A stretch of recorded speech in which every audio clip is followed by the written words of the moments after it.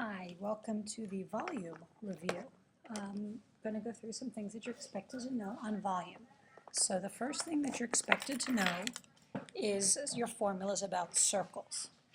These are sixth grade formulas. Nowadays the sixth graders are tested on circles and they do not get a reference sheet. So for circles, area equals pi r squared, and circumference you can use two different formulas, 2 times pi times radius, or pi times the diameter. The area of a circle is how much space it takes up, and it's two-dimensional. And you'll notice that in a circle it's r squared, and circumference is the perimeter or the outside of the circle, and it's only one-dimensional. And you'll notice that there's only one dimension there, either radius, or if you took the radius and multiplied it by 2, you would get the diameter, which is why either formula works. So sometimes we have some very involved circle problems. For instance, a wheel has a diameter of 19 halves.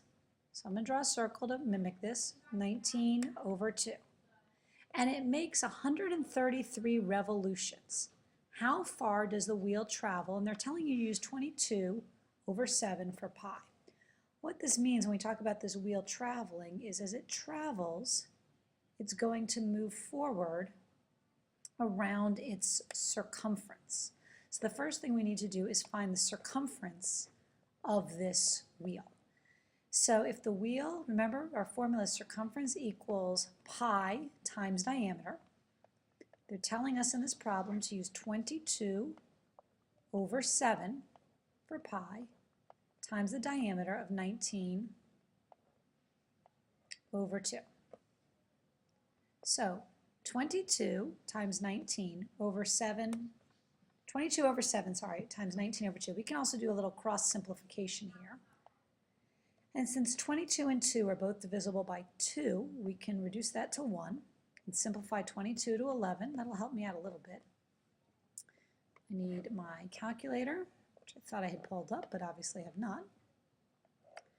And I'm going to do 11 times 19 equals 209 over 7.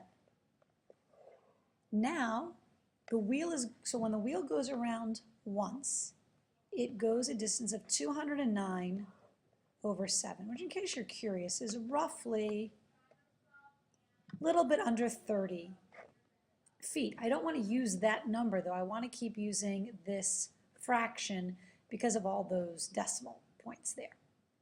So if this wheel goes around one time, it's almost 30 feet, or 209 over 7 feet. Then when it goes around 133 times, it's 133 over 1. So 209 times 133 is 27,797 divided by 7. Or 3,971 feet is how far that wheel goes. We can have another question about a wheel where they give us the distance that it goes, but we need to figure out how many times it actually revolves. So now I have a wheel. It has a radius of 5.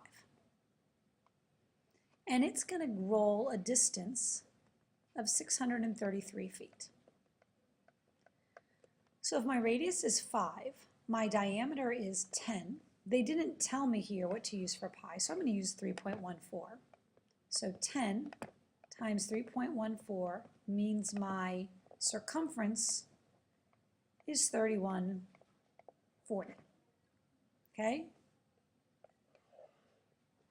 One time around, the wheel is going to go a little over 31 feet. I'm going to keep going around and around and around and around until I go a distance of 633 feet.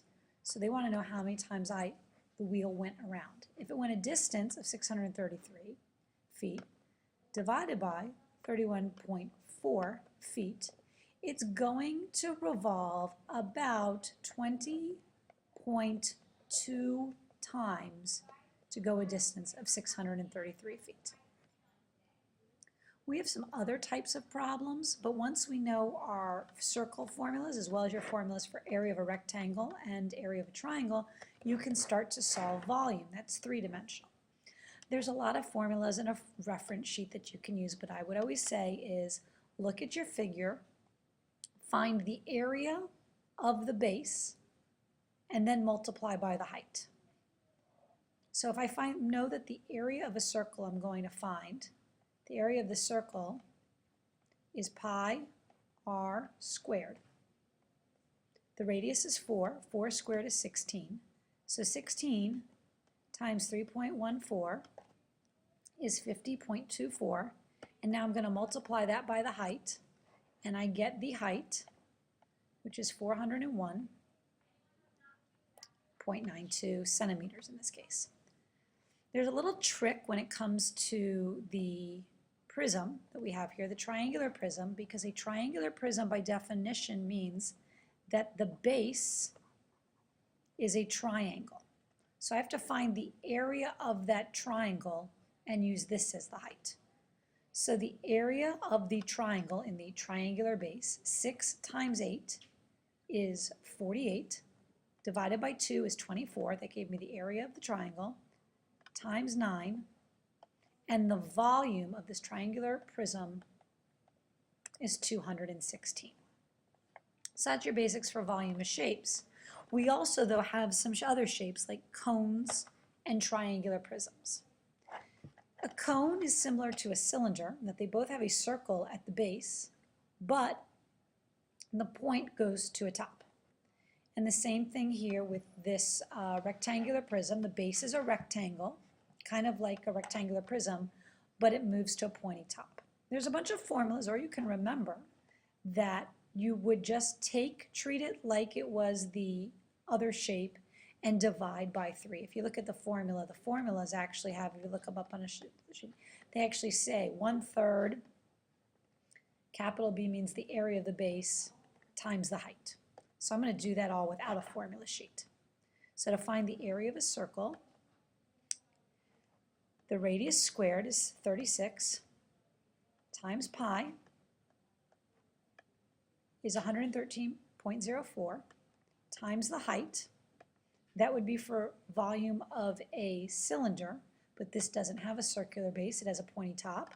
So I divide by 3 and I get the volume is 527.52 yards. The same thing works for my rectangular pyramid. The area of the base, 6 times 5 is 30, times 10 is obviously 300, divided by 3, in this case, this is 100. There's some other shapes that you might need. Formulas. The only other formula I would use is the volume of a sphere, which again has pi r, since we're dealing with volume, which is three-dimensional. Instead of r squared, it's r to the third. And then instead of 1/3, which was the fraction that we were using when we divided by 3, when it had a pointy top, it's obviously round all the way around, and the volume is, the formula is 4/3 pi r third. So for instance, if I had a sphere, it's like a ball, and I don't really know how to draw a ball, so you're going to have to visualize a ball. I'm going to erase this because this is going to look like a circle. But let's say I had a ball that had a radius of 3. Well, 3 to the third, 3 times 3 is 9, times 3 is 27, times 3.14 is 75.36. So you're doing 4/3, which literally means you can multiply this times 4, get a new total, divide by 3, and you would get that the volume of that sphere, which we said had a radius of 3, has a volume of 100.48. Obviously, if you needed a volume of half of a sphere, you would find the volume of the sphere, and you would divide by 2. You can also have volume of composite shapes or area of composite shapes. The suggestion there is to break the shape into figures you can deal with. In this case, I've taken this composite shape and I've broken it into two rectangular prisms. The first one, this length has a dimension of 7. This line here be the same as this, the same as this, which is hard to see. They're telling you this is 6. So the dimensions of this rectangular prism, 8 times 7 times 6 is 336. And over here, if this whole bottom was 10 and this was 7, then this little bit here has to be 3. 3 times 4 is 12, times 6 is 72. And when you add them, you get 408. So that should be for you a pretty good review of how to do volume, well actually how to do area of some shapes and then volume, and then also volume of composite shapes. If you had the area, say you had something like this of a composite shape, which is a 2D shape, and they said this was a rectangle and a circle, half a circle, then obviously you'd find the area of this rectangle given dimensions. You'd find the area of this circle and then take half of it, because it's actually half a circle, and add them together. I hope that this helps. Thanks for watching.